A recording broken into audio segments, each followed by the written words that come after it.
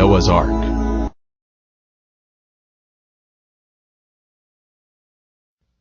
You may order a copy of this program through arkdiscovery.com. See arkdiscovery.com to become a direct seller of this DVD. Join us now as we begin revealing God's treasure.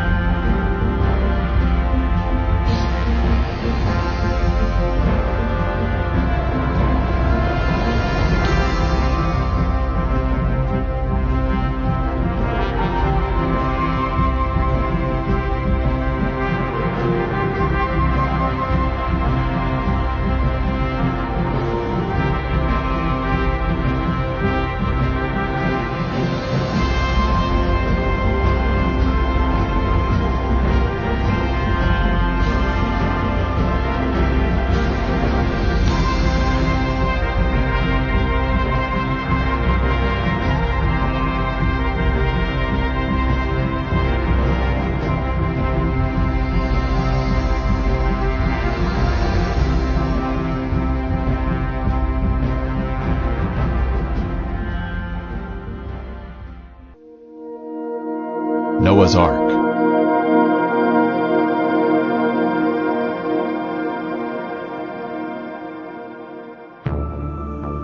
Before the great flood, the world had become filled with wicked men, so much so that the Lord decided to destroy the face of the earth. And God said to Noah, "The end of all flesh has come before me, for the earth is filled with violence through them, and behold, I will destroy them with the earth." The Lord chose Noah, a man of God, to build an ark in which the righteous would be saved along with some of the animals.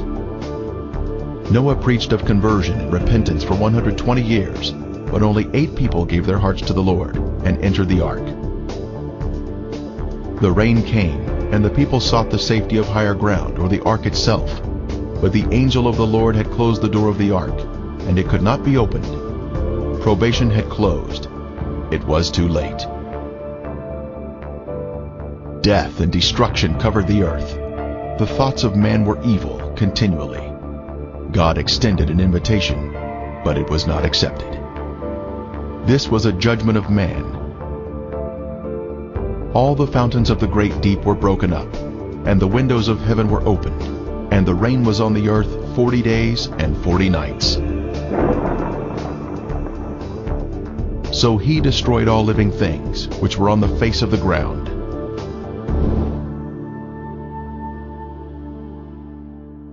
God had saved his people through the flood, but they would spend almost 1 year in the ark, waiting for the floodwaters to recede and new life to begin.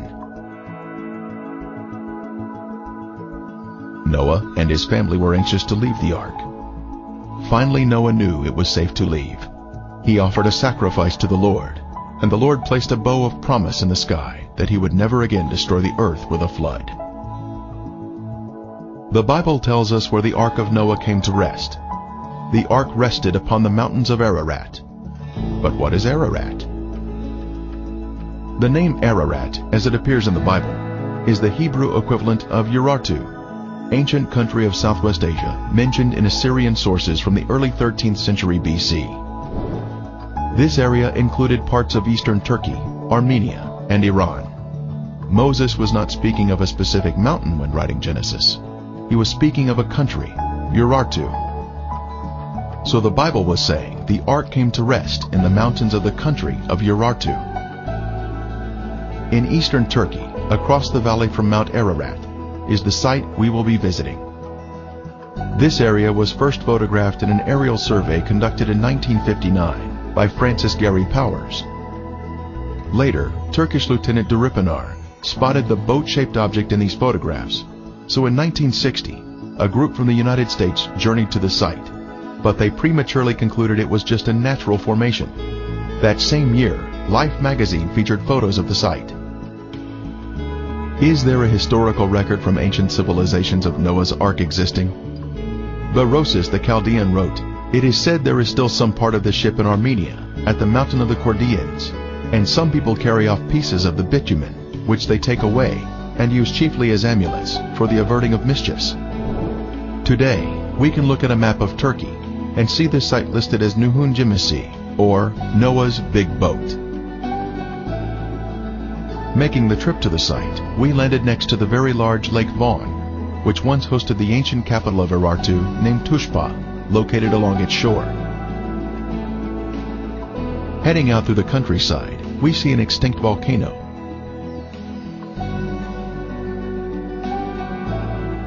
Crossing a mountain, we soon see our first glimpse of the famous Mount Ararat in the distance. In the shadows of Ararat is the city of Dobayazit that we pass through, heading toward the Noah's Ark site. Mount Ararat is a beautiful mountain, complete with a rich history of mountain climbers searching for the Ark, but without success. Across the valley, we stop and see the government-erected road sign, Nuhun Gemisi, 5 kilometers up the mountain. On Ron Wyatt's first trip to the region in 1977, he didn't know where to begin searching, and he only had 3 days in the area. So he and his teenage sons prayed that their taxi would stall in areas where they needed to search. That day, God stalled their taxi in 3 different locations, and here is our first taxi stop. High on the mountain is the resting place of Noah's ship. The name of this mountain is translated as Doomsday Mountain, named so for the deadly event of the flood. As we drive up the mountain, we can see Lesser Ararat and Greater Ararat across the valley.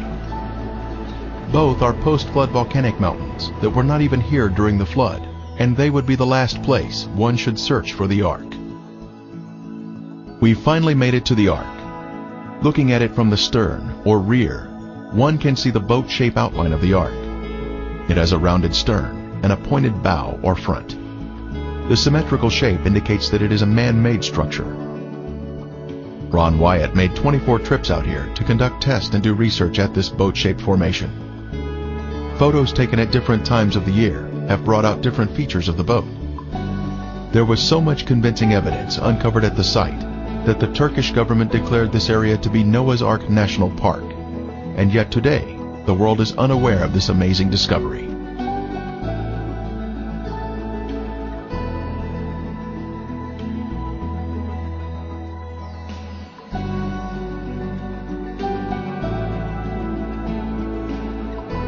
Using Google Earth, we can zoom in on the site with satellite imagery to see the Ark, and also the visitor center that was constructed by the Turkish government.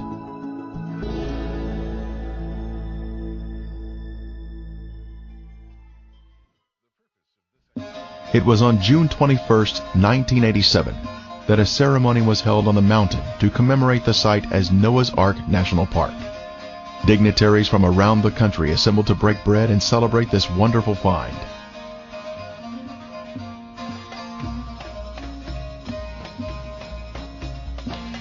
The governor, military officers, and other key officials were participating in a celebration of discovery.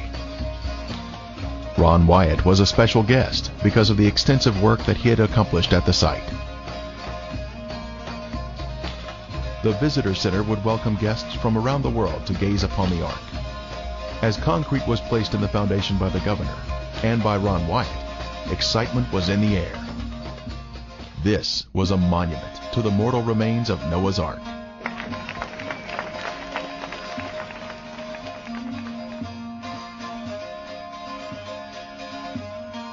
Noah's Ark was found.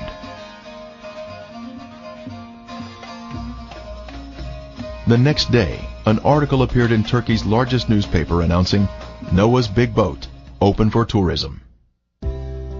Now, we make our way inside the visitor center to view the informative evidence on display. Various diagrams and photos are assembled to point out the important features of the Ark.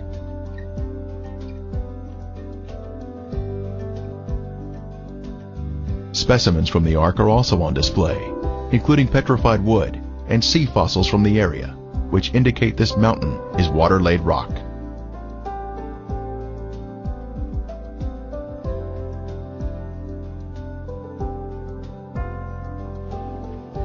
A guest book shows us that people are visiting the site from all over the world. Many different countries are represented here.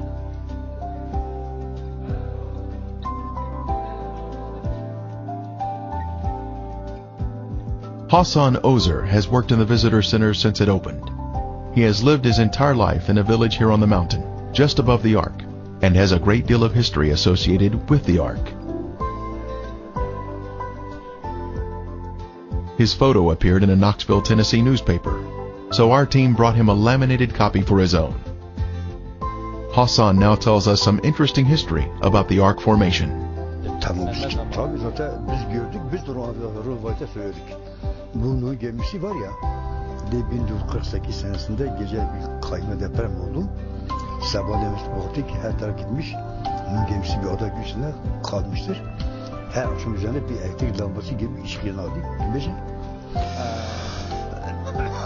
In 48, there was an earthquake, and it was in the night time, and we just wake up in the morning and we see the earth was moved, and we saw the shape like an ark.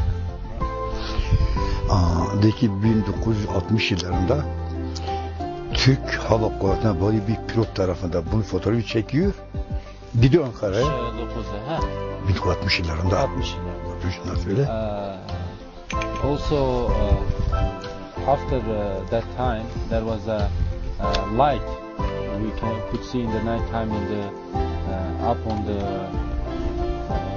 village when we look down to the outside, and people was believing that it's holy things, and when they come on to the next to the ark, this light is going off. You know, you cannot find. Benim kendi şahsi olarak ben de hem inanıyorum hem de karar veriyorum. Çünkü neden? Her taraf gitti, Nuh'un gemisi o böyle ada gibi içinde kaldı. Her akşam üzerinde bir ışık yanardı. Sarı, yeşil, kırmızı. Kimisi böyle bir ziyaret, kimisi bir türbe, kimisi bir hazine eder. Ama araştırma yapıldıktan sonra izin arada kayboldu gitti, ben de inanıyorum.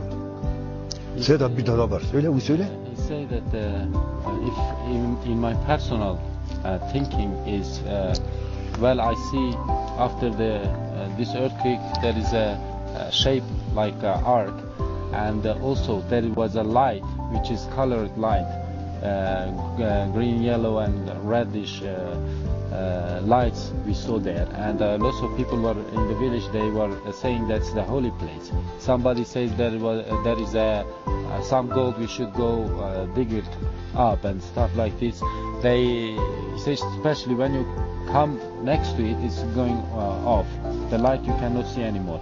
But he said after the government confirmed that that's the Noah's Ark, there is no light anymore, and you know, that's make me think it is Noah's Ark.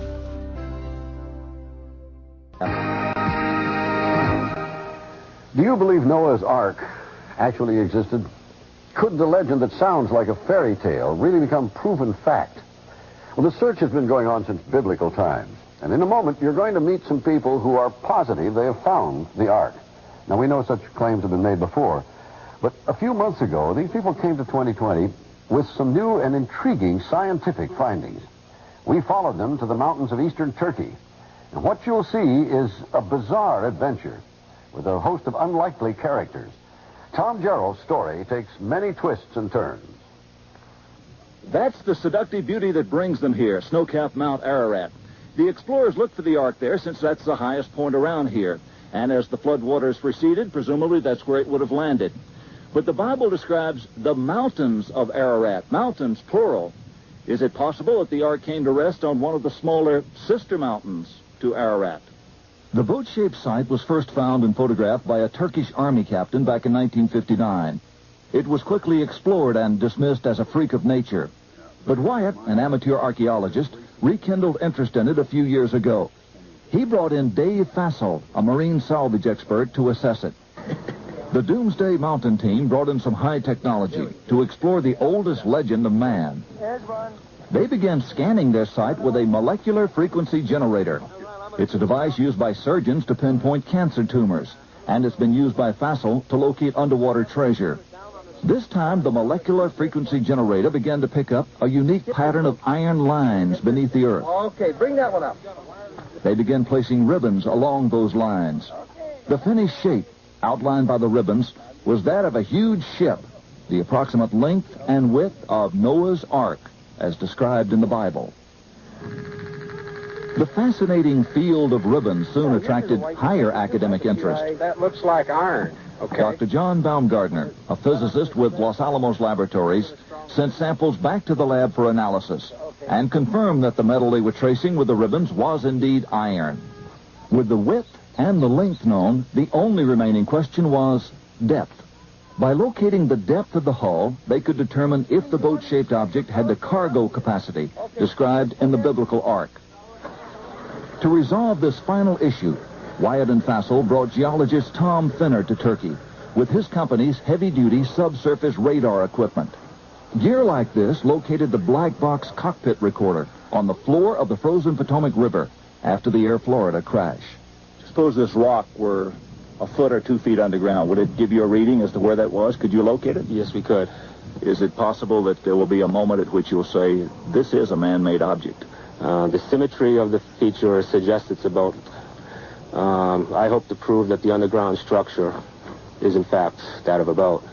It was here, several miles short of the boat-shaped site, that a waiting game began for Finner and the others. The party needed a final go-ahead from the Turkish government to complete their probe of Doomsday Mountain. Anyway, we're going to hang in like smell on a skunk till there's nothing left to get this done. Hang in like the smell on a skunk. The Turkish government stopped the exploration. What now? Since we were there, Barbara, things have cooled down, and they've sent their own team of scientists in to take a look at this site. It's a very fascinating location. Ground-penetrating radar was used on the formation to see what is inside. The reflections created a picture of timbers underground. This diagram shows us some of the main structural elements of the Ark, including parallel and repeated patterns, indicating a man-made site. Indeed, there is something beneath that rock besides rock. A radar device developed by Geophysical Survey Systems in Hudson was used on the mountain. The device, called SIR, is used by energy exploration companies to analyze what's below the Earth's surface. According to SIR, something man-made is under Mount Eridog. This data does not represent natural geology. It's a man-made structure. These reflections are occurring very periodic, too periodic to be random natural type interface. Compared to an aircraft carrier 1,000 feet long, we can see the Ark is quite large. The Ark was a high-tech vessel that was designed to survive a catastrophic flood that would destroy the surface of the Earth. Complete with a keel, keelsawns, and anchor stones, it was truly a work of art designed to save the human race from annihilation. The Bible tells us the Ark was 300 cubits in length. The Ark formation has been measured to be 515 feet long, which is exactly 300 Egyptian cubits. Moses, when writing the Genesis account, would have been accustomed to using the longer Egyptian cubit of 20.6 inches. The Bible mentions an earlier cubit, cubits according to the former measure. This references the Egyptian cubit, which was divided into 28 digits, making up the cubit rod. Many centuries later, the 18-inch Hebrew cubit was developed and implemented. At the Tel Megiddo in Israel, Solomon's gates can be measured to exactly 6 Egyptian cubits, showing further evidence of its early usage. One can easily see the rib timbers near the stern on the starboard side of the Ark. This was part of the superstructure of the Ark, much like ships are constructed today. Horizontal boards would have been attached to these vertical ribs. Here we can see vertical fissures between the ribs. These ribs run perpendicular to the mud flow around the structure, indicating once again man-made construction. Local village boys greet us as we take a look at the starboard side of the Ark, which curves uphill toward the front of the Ark. This side is predominantly buried in the soil.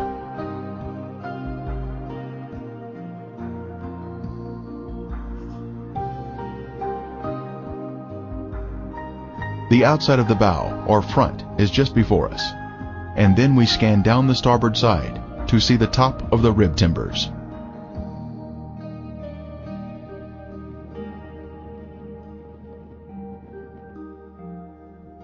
In the distance, we can see Mount Ararat and Lesser Ararat.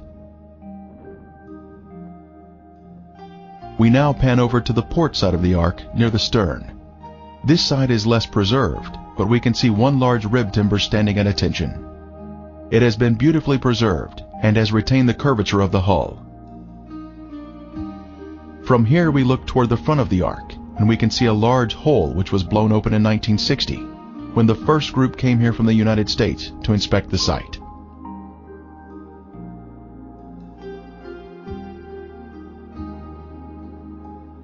We are now standing on the middle deck of the Ark, and now pan over to the interior of the port side, where we can see 4 horizontal protrusions in a row.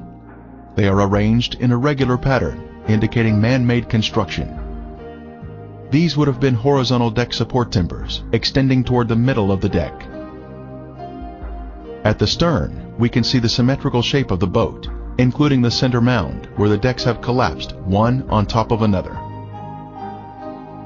Continuing to inspect the stern, we can see 5 objects in a row along the inside port area of the deck. These have been measured at regular intervals and appear to be vertical posts that would have supported the deck.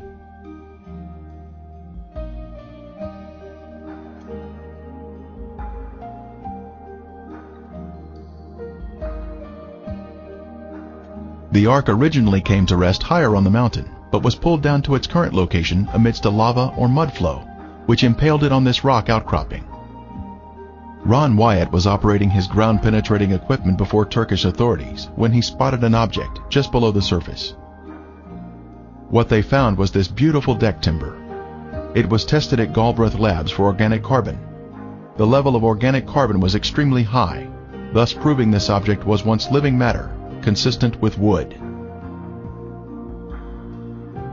Mr. Wyatt was able to display the deck timber on CNN when he was interviewed on their network. The timber is in 3 layers, much like plywood, with glue oozing out at the end. This makes it stronger than one solid piece of wood. The outer area is covered in black pitch. Some nails can also be seen on its surface. This layering of wood may have been the gopher wood mentioned in Genesis. Just above the Ark site is the Uzungili village. Its former name in the 19th century was Nasr. This pronunciation is similar to Nicer, a village that the Babylonian Berosus described as being near the Ark site. Josephus in the 1st century said, "Its remains are shown there by the inhabitants to this day." This would tell us the Ark would be in an accessible location. These local villagers would have had a tourist trade, accommodating visitors to the Ark. The visitors to the Ark would have stayed overnight here and would have bought souvenirs in the village. Evidence of this was discovered in 2000, when an archaeologist found this potsherd 20 yards from the Ark. On the concave side, it has a carving of a man using a hammer to drive a nail, much like Noah building the Ark. On the convex side, an ancient ink drawing shows a man releasing birds, matching the biblical narrative of Noah releasing a raven and a dove.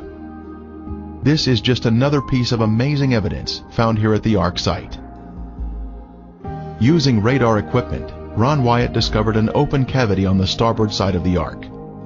Utilizing a core drilling technique, he was able to gain access to the interior of the Ark. Stunning evidence was pulled from the belly of the ship.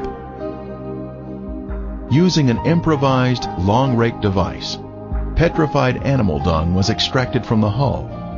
Next, cat hair was also pulled from the cavity. Then, a petrified antler was extracted. These are all items that one would expect to find in the bottom of the ark. The Bible tells us the antediluvians were skilled in metalworking. Tubal-Cain, an instructor of every craftsman in bronze and iron. This large metal rivet, or metal washer around a metal rod, was found by Ron Wyatt when he had taken a tour group to the site in 1991. The center rod had been struck while it was hot, causing it to flare out, holding the washer in place. Test results showed that it contained 8% aluminum metal. Aluminum metal is man-made, thus proving the site to be man-made. Skeptics have said Mr. Wyatt was lying about the testing, but was he really? When the Ark Discovery International team was at the Ark site, they used a metal detector to locate metal fittings on the Ark. This is a crescent-shaped piece of metal that had been a circular washer in its better days and was found near the bow on the port side. A portion of it tested at Galbraith Labs in Tennessee, and the results were stunning. It was 8% aluminum metal, just as Ron Wyatt's test had revealed. The test additionally showed a small amount of titanium metal that is also man-made. The Ark Discovery team continued its analysis at the site and located another fitting on the starboard side. A portion of it was sent to Galbraith Labs for testing, and again there were incredible results.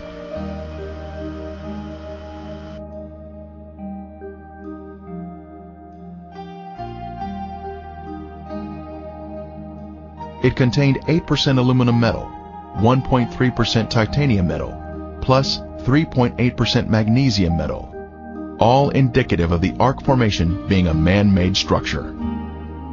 The Encyclopedia Britannica tells us, because of its chemical activity, aluminum never occurs in the metallic form in nature. These unique metal components are special markers that were left behind, which prove the site is without a doubt a man-made structure, utilizing high-tech construction techniques, consistent with what we should find in Noah's Ark. Modern man didn't discover how to make aluminum metal until around 1900, but the antediluvians had this knowledge in their day. Other metal fittings were found on the port side of the deck. Our metal detector picked up metal readings where a rectangular plate was positioned on a flat plane. This plate originally had 6 rivets. One is still visible on the left side.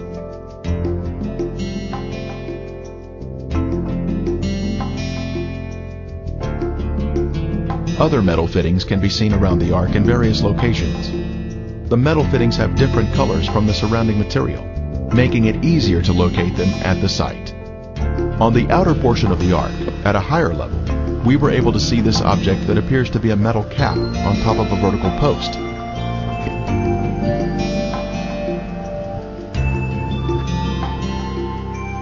It has an X impression embossed in the center of it. The left side of the cap is missing, but the top and this immediate side are still affixed to the post. The X impression is indicative of a man-made structure with the 90-degree angles.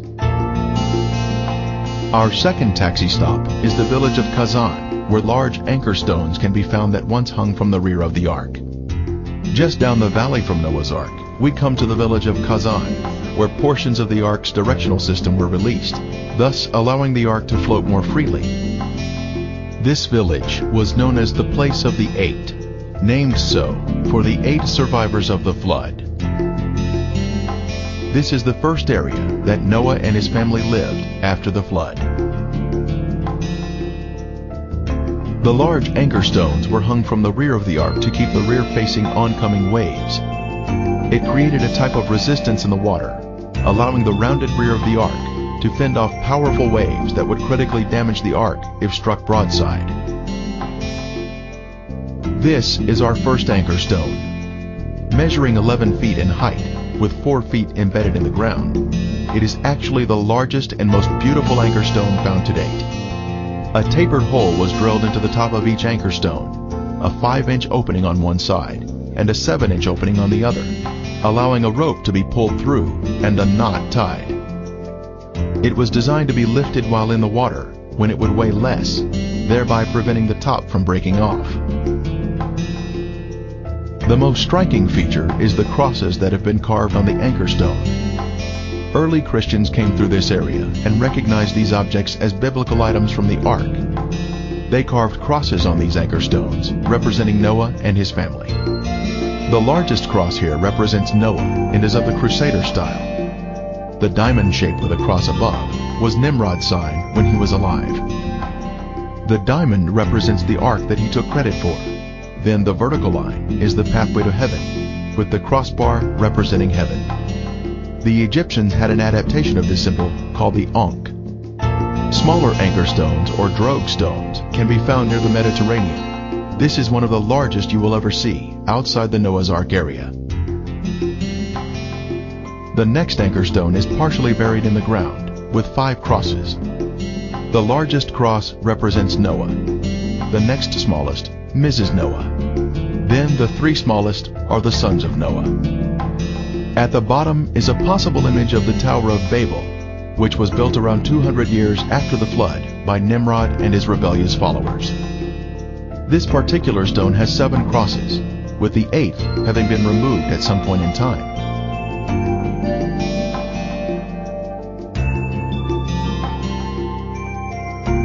This stone has a large cross representing Noah. The next smaller cross on the bottom left is Mrs. Noah. The next 3 smaller crosses represent the 3 sons. Then, the 3 smallest represent the wives of the sons. This stone does not have any carvings on it, but it does have a hole drilled through the top. Other stones have been found buried, but they have no inscriptions. This stone had a hole drilled in the left side. Then on the right, we can see ancient inscriptions. Vandals have broken this stone, but you can see where the hole once was in the top. Crosses have also been carved on this stone. Five crosses are on this anchor stone, and as we look at the top, we can see where the hole has been broken off. Outside the village of Kazan is a large object that has the appearance of petrified tree bark, and with unusual characteristics. As far as we know, there's nothing else like this anywhere. Nobody's ever... My goodness. It's got crosses that are very faintly carved on it. You got a big one here. You got a small one right there. One here. One here. They're harder to see over here. And this is petrified wood?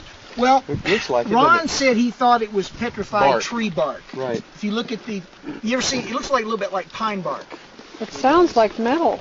Yeah, why would the anchor stone be wood? This isn't an anchor stone. Oh, I see. This was just like something that was on the Ark, right? They believe. Well, Ron theorized that this might have been the or part of the cover. You remember at one point it says, and Noah came out of the ark and he took the cover off, or he threw the cover off. And of course that's just speculation. We don't have a way of knowing, but this is a rather unique thing. It has the appearance and the texture of some kind of a bark, but it is stone. That is the cross. What? That is the cross. There you go. That is incredible. It has a very hollow sound. Very hollow. It sounds like metal. But it's just a... Well, it's just that's its harmonic rate. Right. Yeah. Harmonic resonance, you're right. Yeah. But not many stones that do that. That's true. With the sun coming out. Well, I think there's 8 crosses on it. We've been able to find 7. I think there's an 8th one up there. Our next taxi stop is the home of Noah, near the village of Kazan. This photo was taken in 1977 by Ron Wyatt, showing the walls of Noah's home. Since then, all the walls have been torn down by local treasure seekers. In the front yard stood this large tombstone. On the tombstone was a drawing of 8 people and a boat on a wave. The second largest person was looking downward with their eyes closed. This indicates that this was Mrs. Noah's tombstone.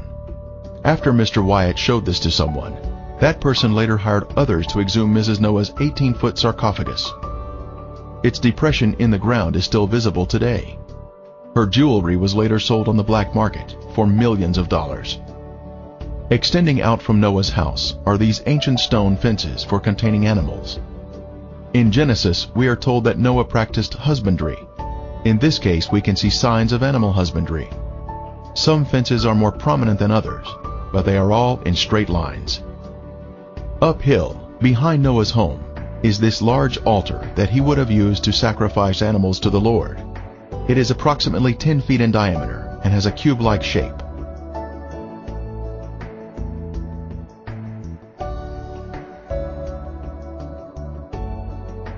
In conclusion, we can say that the Darupanar, Noah's Ark formation, is full of evidence which confirms its authenticity, especially when we objectively consider all the information. Many books have been written about the discovery of the Ark.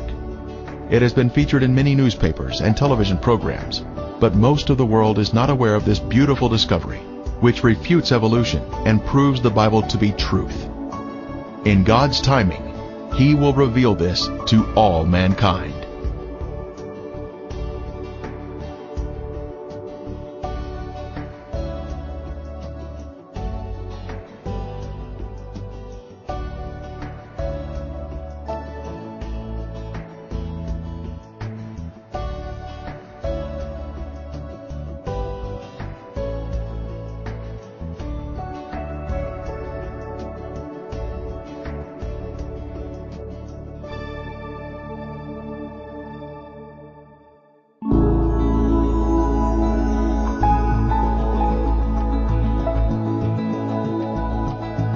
You may order a copy of this program through arkdiscovery.com. See arkdiscovery.com to become a direct seller of this DVD.